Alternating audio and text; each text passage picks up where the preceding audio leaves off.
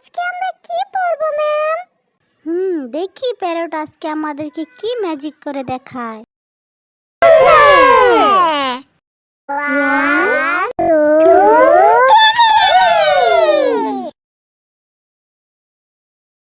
এই হরফটির নাম হলো বা। এটা আমরা দুই ঠোঁট মিলিয়ে পড়ব। আবার বলো, আমরা একটু লক্ষ্য করি, এই যে এই ছবিটার মতো এভাবেই আমরা দুটি ঠোঁট মিলিয়ে বা উচ্চারণ করব। এবারে বায়ের নিচে আমরা যেই চিহ্নটি দেখতে পাচ্ছি, মনে আছে তো এই চিহ্নটার নাম কি? হ্যাঁ, নোক্তা। বায়ের নিচে একটি নোক্তা।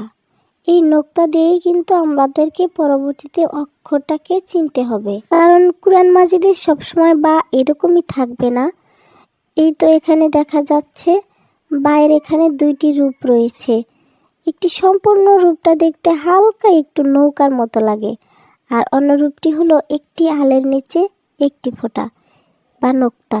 একটি আলের নিচে একটি নোক্তা থাকলেই আমাদেরকে বুঝতে হবে এটা বা। তাহলে একটি আলের নিচে একটি ফোঁটা থাকলে কি হবে? বা। এবারে আমরা হারকাত দিয়ে পড়ব। বাজের বি, বাপেশ বু, বাপেশ বু, বাজবর বা, বাজবর বা, দুই পেশ, বা দুই পেশ, বা দুই জের, বা দুই জের, বা দুই জবর, বা দুই জবর, বা দুই জবর বান। এবারে একটু ছোট ছোট শব্দ তৈরি করার চেষ্টা করি। বা জবর বা, বা জবর বা, বাবা। বাজের বি, মিম জবর মা, বিমা। বাজের বি, নুন জবর না, বিনা। বা জবর বা, বাপেশ বু, বাবু। হ্যাঁ, এবারে তুমি তোমার পরবর্তী ম্যাজিকটি করো দেখি। 1 2 3। হ্যাঁ ছোট্ট বন্ধুরা, এটা হলো তা। জিহ্বার আগাটাকে আমরা সামনের উপরের দুই দাঁতের গোড়ার সাথে লাগাবো। এই ছবিটার দিকে একটু লক্ষ্য করো বন্ধুরা, দেখো ঠিক এভাবেই তায়ের উচ্চারণ আমরা করব। আমরা দেখতে পাচ্ছি তা এবং বা আকৃতি একই রকম, শুধু পার্থক্য নোক্তায়, কারণ বায়ের নিচে একটি নোক্তা ছিল আর তায়ের উপরে আমরা দুইটি নোক্তা দেখতে পাচ্ছি। এবারে তায়ের অন্য রূপগুলো আমরা দেখে নেই। একই রকম ঠিক, শুধু তায়ের উপরে দুইটি নোক্তা, অর্থাৎ একটি আলের উপরে দুইটি নোক্তা।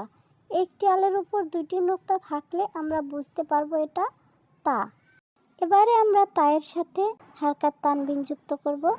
হ্যাঁ, তাপেশ তু, তাপেশ তু, তাজের তি, তাজের তি, তা দুই জের তিল, তা দুই জের তিল, তা দুই পেশ তুল, তাজের তিল, তাজের তা দুই জবর তাল, তা দুই জবর।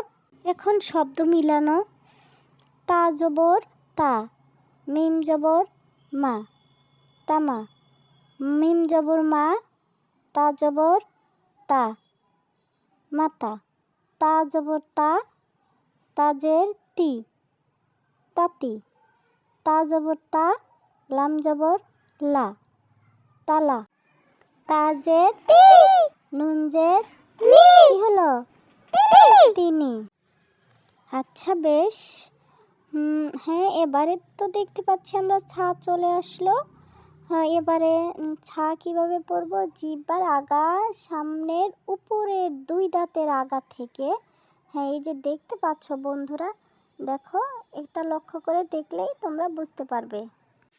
বন্ধুরা, তোমরা কি খেয়াল করেছো তায়ের উপরে একটি নোক্তা দিলেই কিন্তু ছা হয়ে যায়।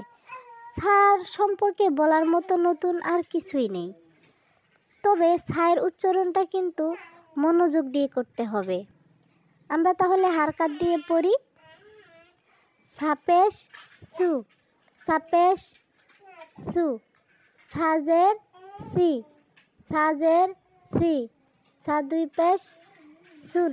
সা দুই জের সিন, সা দুই জের সিন।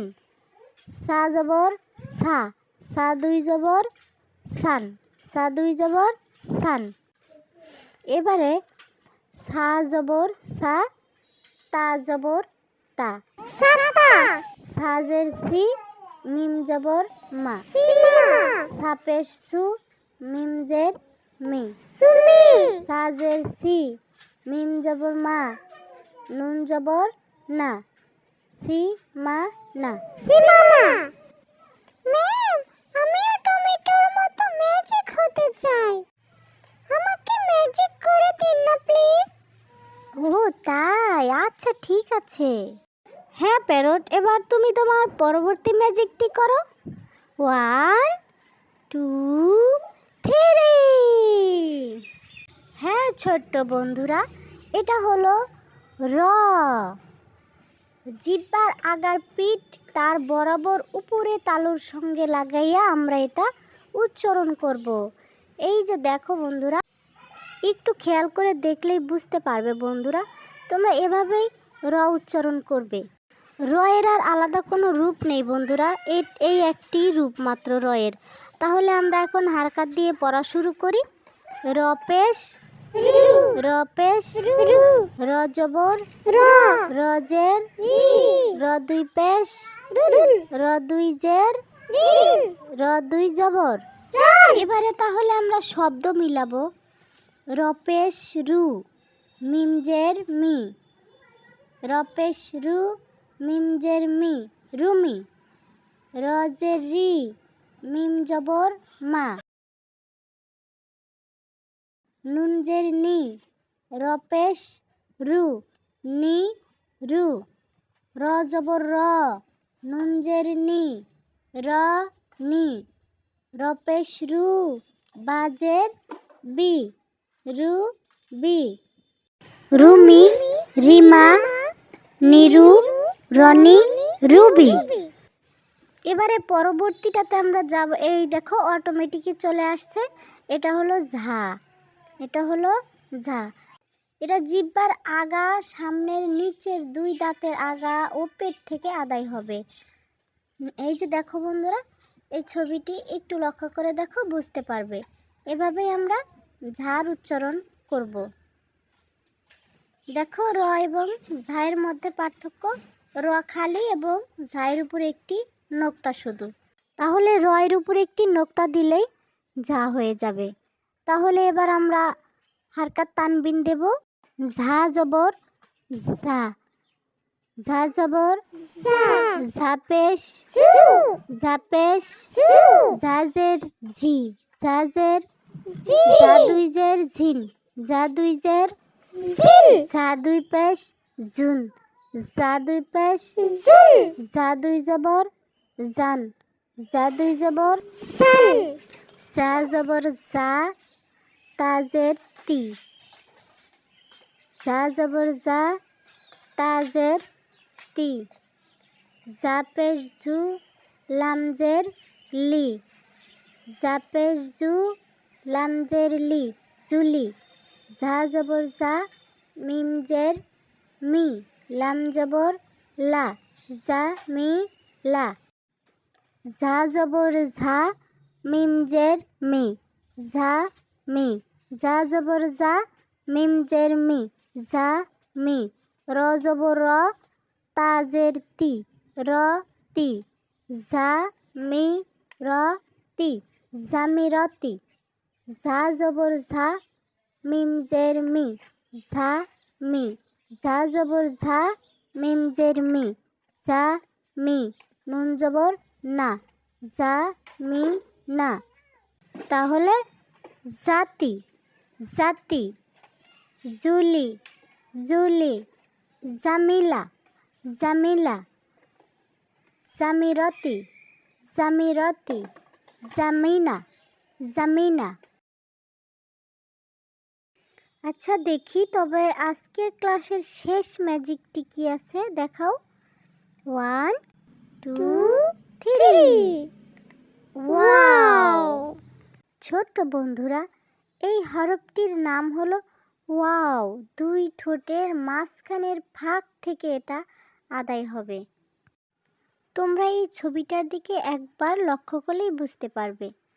আচ্ছা, তবে আমরা এবার হারকাত তানবিনের ব্যবহার করব। ওয়াও জবর ওয়া, ওয়াও পেশ উ, ওয়াও জের উই। হ্যাঁ, বি কিন্তু বলা যাবে না, সেটা খেয়াল রাখবে। মনে করো তোমরা বি উচ্চারণ করছো, কিন্তু দুই ঠোঁট লাগানো যাবে না, এক জায়গায় করা যাবে না।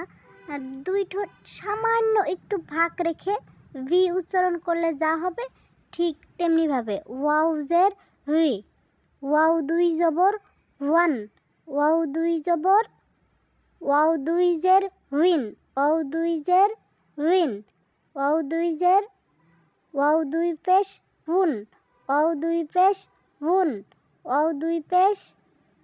ভাবো যে তোমরা বা পড়ছো, তবে দুই ঠোঁট সামান্য ফাঁক রেখে দুই ঠোঁট না মিলিয়ে, তাহলে যেটা হবে ওটাই হলো ওয়াওয়ের উচ্চারণ। আচ্ছা, এবারে তাহলে শব্দ মিলানোর পালা।